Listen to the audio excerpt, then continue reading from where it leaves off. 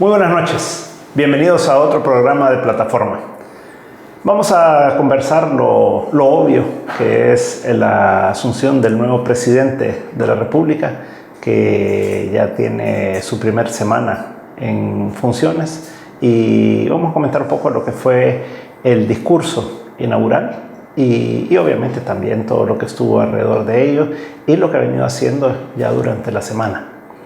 Primero que en la toma de posesión hubo algo singular, fue que no fue en la feria, sino que fue en un lugar público en donde asistieron muchas personas que no necesitaban de una tarjeta de invitación, aparte de las personas pues, que sí fueron invitadas específicamente para que estuvieran en el evento.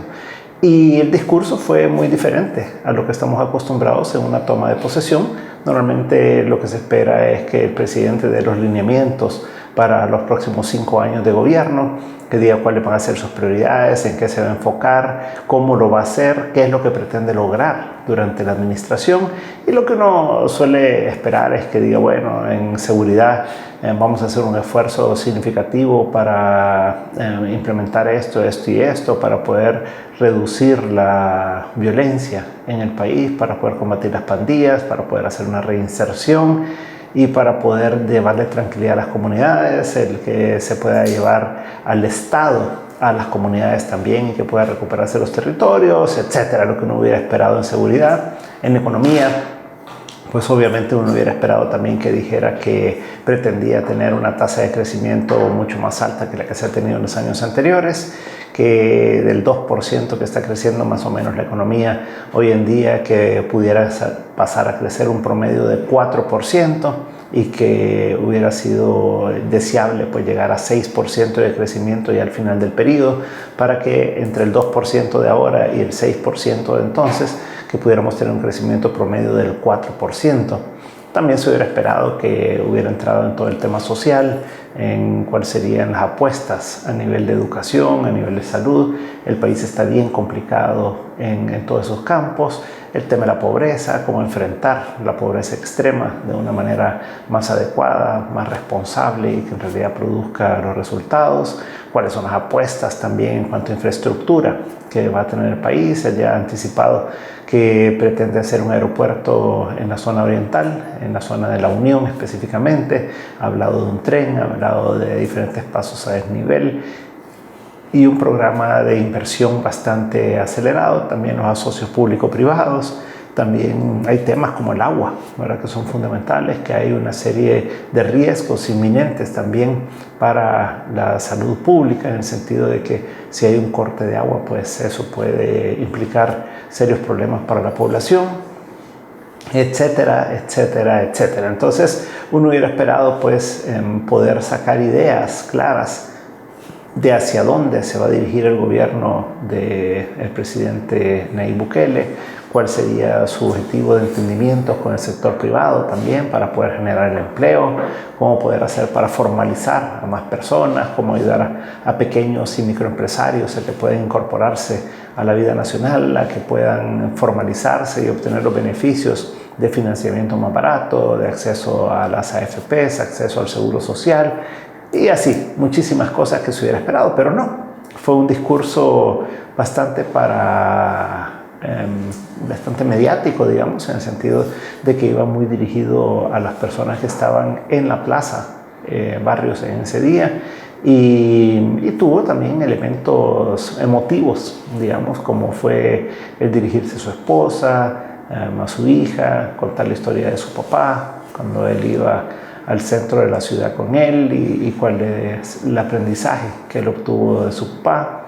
También hubo algo muy particular, como fue la toma de protesta que le hace a todas las personas al final de su discurso, que fue algo sui generis, pues que nunca se había hecho tampoco. Entonces fue un discurso muy diferente a los que estamos acostumbrados. Yo creo que hubiera valido la pena que hubiera entrado un poco más en detalle de diferentes cosas, pero ¿qué fue lo que dijo realmente? Lo que dijo fue: señores, señoras, aquí todos vamos a tener que poner nuestra cuota de sacrificio.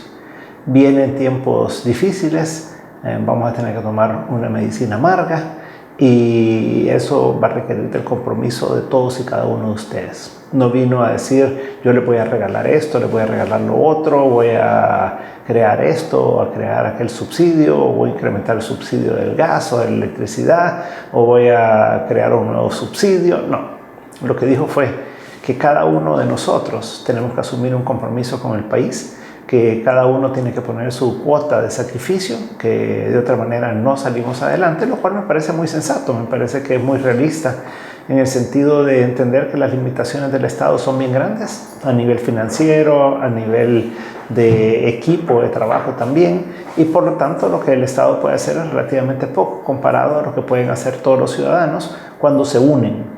Y ese fue el otro tema que planteó, que se necesitaba una unidad nacional, una unidad de criterios, una unidad de objetivos de parte de la población, y que por lo tanto pues se necesitaba que todos nos comprometiéramos con un cambio en el país, y que ese cambio comenzaba con las actitudes de cada quien, actitudes de no botar basura, por ejemplo, de no querer matarnos entre nosotros mismos, etc. Entonces yo creo que en ese sentido tiene toda la razón el presidente.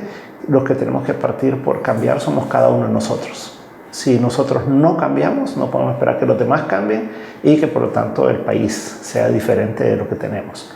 En ese sentido yo creo que el mensaje fue muy claro, fue contundente, y lo que sí me llamó la atención fue que estaba hablando de un ajuste, estaba hablando de una medicina amarga, estaba hablando de un compromiso directo de las personas, y todo el mundo le aplaudía.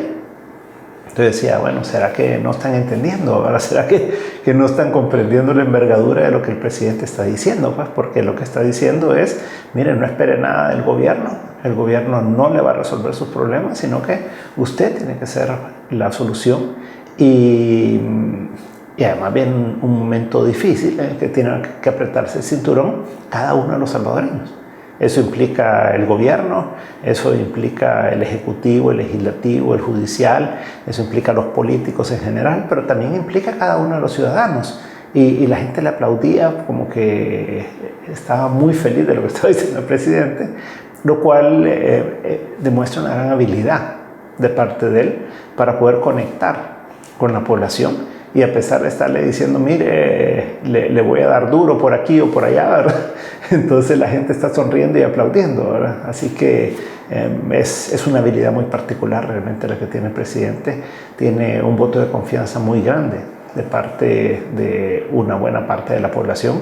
Cuando vimos las encuestas de las semanas anteriores, lo que decían es que la gran mayoría de salvadoreños le dan el apoyo al presidente, y aquellos que no están totalmente convencidos, digamos, le están dando el beneficio de la duda. Por lo tanto, la oposición que tendría el presidente en su nuevo gobierno pues sería muy limitada. Por el otro lado, también un mensaje subliminal muy directo que se les dio a los políticos, y fue ese abucheo que hubo durante el evento hacia los miembros de la Asamblea Legislativa, hacia los señores diputados. Pues fue un mensaje bien premeditado, bien pensado, porque el presidente no tiene una fracción legislativa. Entonces fue una especie de amedrentamiento que hubo hacia los diputados, de decir, si ustedes no apoyan a mi gestión, si no apoyan aquellos anteproyectos de ley que yo les pueda mandar, entonces se los va a cobrar el pueblo a la larga, porque ustedes están muy desgastados, ustedes están muy desprestigiados con la población, pero miren lo que la gente opina de mí, pues, o sea, lo que opina de mi gobierno, las expectativas que la gente tiene tan positivas, y cómo me dan un cheque blanco, ¿verdad? Porque cuando él le dice a todo el mundo, levante la mano derecha y jure, ¿verdad? No solo he venido a jurar yo aquí, sino ustedes, y les comienza a decir tal y tal cosa, y comienza a repetirlo, y cada quien va repitiendo. Cuando alguien levanta la mano en señal de juramento y comienza a repetir las palabras que el presidente le está diciendo, pues se está comprometiendo. Y lo que está diciendo es que está de acuerdo con todo lo que el presidente les está diciendo en ese momento, y que van a tener que ser parte de ese cambio, y van a tener que ser parte de toda esa medicina amarga que va a haber que tomarse. Entonces, ahora, ¿a qué se refiere el presidente con medicina amarga? Tal vez ahí podríamos como tratar de interpretar, digamos, porque él solo lo menciona, lo desliza, lo deja ahí en el aire, digamos, pero no entra en detalles. O sea, no dice, mire, lo que va a pasar es que va a tener que pagar más impuestos, que lo que va a pasar es que vamos a tener que subir el IVA, por ejemplo, del 13 al 15%. No digo que eso es lo que va a pasar, solo digo que podría ser esa una medicina amarga que el gobierno pudiera tener que tomar. Pero lo que sí es claro es que el gobierno va a tener que reducir sus gastos e incrementar sus ingresos, y de manera significativa. Hay un compromiso de ajuste de las finanzas públicas en los próximos 2 años que es muy fuerte. El gobierno, ya lo hemos conversado en ocasiones anteriores, el gobierno del presidente Sánchez Serén dejó las arcas vacías al nuevo gobierno, y por el otro lado también ya con un endeudamiento altísimo, y para este año ya lo deja con un hoyo de por lo menos $250 millones. Entonces, todo eso implica que el presidente Bukele va a tener que hacer esfuerzos grandes para poder equilibrar las finanzas públicas este año y los próximos 2 años reducir el déficit. Para eso tiene que venir una reducción del gobierno, el tamaño del gobierno, de la cantidad de empleados que hay. Ya esta semana hemos visto cómo él está girando órdenes a través de Twitter de las personas que él dice que hay que retirar porque son parientes del expresidente y además de miembros del FMLN, de la dirigencia del FMLN, de Lorena Peña, Sigfrido Reyes, de otras personas, que al final lo que se ha visto es que el FMLN se vació dentro del gobierno, y muchísimos parientes, amigos, militantes son los que han pasado a engrosar las filas del Estado, han llegado a generar toda esa cantidad de plazas que son innecesarias realmente, porque fueron creadas solo para poderles establecer esos sueldos a estas personas, y por lo tanto, lejos de beneficiar, ha entorpecido toda la actividad económica, porque lo que han creado son más burocracia y más trámites, que a la larga pues lo que hace es entorpecer la generación de empleo en el país. No permite que la economía crezca más, no permite que haya nuevas actividades económicas, nuevos negocios, que las personas tengan más posibilidades de obtener un empleo, un ingreso. Y entonces venir a hacer una reestructuración del Estado en el sentido de eficientizarlo, y además quitar todo lo que sean militantes, personas no capacitadas para los puestos, que es algo natural que debe de ocurrir. Ya han habido estudios en los que se menciona por parte del BID, por ejemplo, en un estudio comparativo con América Latina, que El Salvador es el segundo país con mayor ineficiencia dentro del Estado. Entonces, ahí hay un espacio bien grande para poder hacer una transformación del Estado. El presidente también ha anunciado la creación de ciertos ministerios, como el de Desarrollo Local, el de Vivienda, que fusiona varias instituciones en una. También ha mencionado que elimina 5 secretarías de la presidencia y crea 2 más, ¿verdad? Entonces hay una reducción ahí neta de 3. También ha mencionado que algunos viceministerios se van a eliminar, por lo que también habría un cierto ahorro. Es importante destacar que los viceministros en ciertas carteras son fundamentales, ¿verdad? O sea, no podemos pretender que en carteras importantes de Estado no haya viceministros, porque el trabajo, la carga de trabajo es muy grande y tiene que haber un apoyo al ministro también. Entonces, ahí puede haber espacio para reducir cierta cantidad de viceministerios, aunque no todos, ¿verdad? Siempre habrá que ser muy consecuente con el poder interpretar bien qué es lo que hace cada funcionario, hasta donde su trabajo sí es necesario y hasta donde no lo es. De ahí también el presidente pues ya nombró una buena cantidad de miembros de su gabinete, no ha nombrado todos. Ya los ministros sí ya fueron nombrados, los secretarios de la presidencia también, y algunos otros funcionarios de autónomas y de otras instituciones de gobierno. Entonces todavía falta que hacer una selección y dar a conocer una cantidad de funcionarios todavía bastante significativa. Toda la parte financiera del Estado no ha tenido todavía nombramientos, comenzando por el presidente del Banco Central y su vicepresidente, siguiendo por la superintendencia del sistema financiero, que requiere de un superintendente, pero además de los intendentes de cada una de las 4 áreas, que son valores, banca, pensiones y las instituciones del Estado, financieras del Estado también. Entonces, también está el tema del Banco Hipotecario, el Banco Fomento Agropecuario, el Fondo Social para la Vivienda, y así como eso, hay muchas otras instituciones dentro del área financiera, y dentro del área no financiera también hay otra cantidad de instituciones que requieren de nombramientos de personal para poder operar ya también. Entonces, tiene un reto todavía por delante el presidente en cuanto a comenzar a nombrar o terminar de nombrar a las personas dentro de estos cargos que faltan para poder terminar de llenar las plazas de primer nivel, digamos, dentro de la administración pública. Pero además, después de eso viene una transformación interna en cada una de las instituciones. Hay que definir, y cada ministro y funcionario principal va a tener que definir si la plantilla que tiene de gerentes, de directores, es la adecuada, si existe una junta directiva, por ejemplo, como existe en entidades como CEPA o CEL u otras instituciones, si son las adecuadas, si va a tener que haber cambio en eso. Pues ese es un proceso que va a llevar un tiempo todavía para poder ejecutarse. Entonces tienen un reto bastante importante los nuevos funcionarios para poder determinar quiénes van a ser las personas que los van a acompañar para poder llevar a cabo toda la actividad de cada una de estas instituciones. Ahí vendrá también ya el nuevo presupuesto. El nuevo presupuesto se tiene que presentar en septiembre.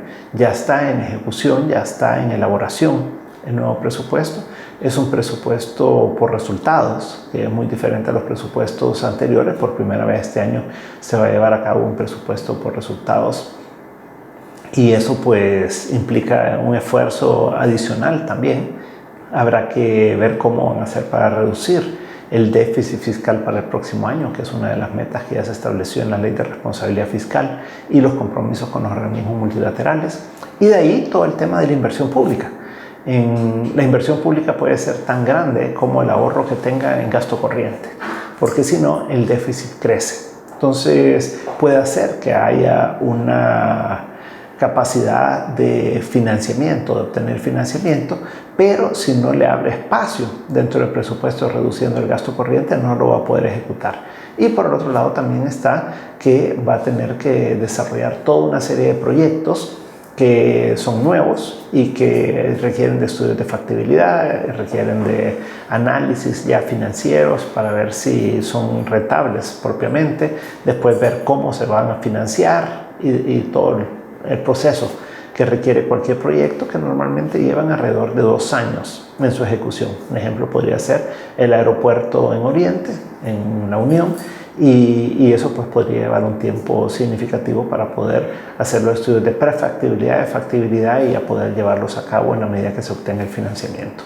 Están todo el tema de socios público-privados asociados a toda esta inversión pública también, que va a ser otro elemento que requiere de mucha atención, porque probablemente la ley de asocios público-privados requiere de ciertas modificaciones para poder dar mayor garantía a los inversionistas de que no tienen que ir 2 veces a la Asamblea Legislativa por una misma autorización y que puede ser más expedito el proceso. Entonces, en general, ya se ve que va tomando cuerpo el gobierno del presidente Bukele, ya se ve que va a estar dando órdenes a través de Twitter y que a través de eso los ministros y los diferentes funcionarios van a estar obedeciendo lo que el presidente requiere, y ojalá pues que se mantenga en lo que él ha mantenido, perdón que la redundancia, en lo que él ha expresado, que es de tratar de buscar la unidad nacional. En ese sentido, el estarnos dividiendo por el tema de la guerra creo que no es algo conveniente. Hay que cerrar el capítulo de la guerra, no estar abriendo más heridas, y eso se refiere a ambos bandos, o sea, se refiere tanto a personas que cometieron crímenes dentro de la Fuerza Armada como dentro de la guerrilla. Y si vamos a hacer una persecución de todo esto y sin juicios previos, sino en base a suposiciones o acusaciones que hay, pues creo que es bastante temerario y hay que tener mucha precaución, mucho cuidado y mucha delicadeza para tratar todos estos temas, para no generar más conflicto en el país y abrir heridas que no deban de abrirse tampoco. Así que le deseamos lo mejor al nuevo gobierno, al presidente de la República, al vicepresidente, a todo su equipo, porque tienen un reto por delante muy grande y del éxito de ellos depende que pues todos podamos tener un mejor país, que es lo que al final de cuentas todos aspiramos. Muchas gracias por habernos acompañado esta noche y nos veremos el próximo jueves si el Señor así lo permite. Muy buenas noches.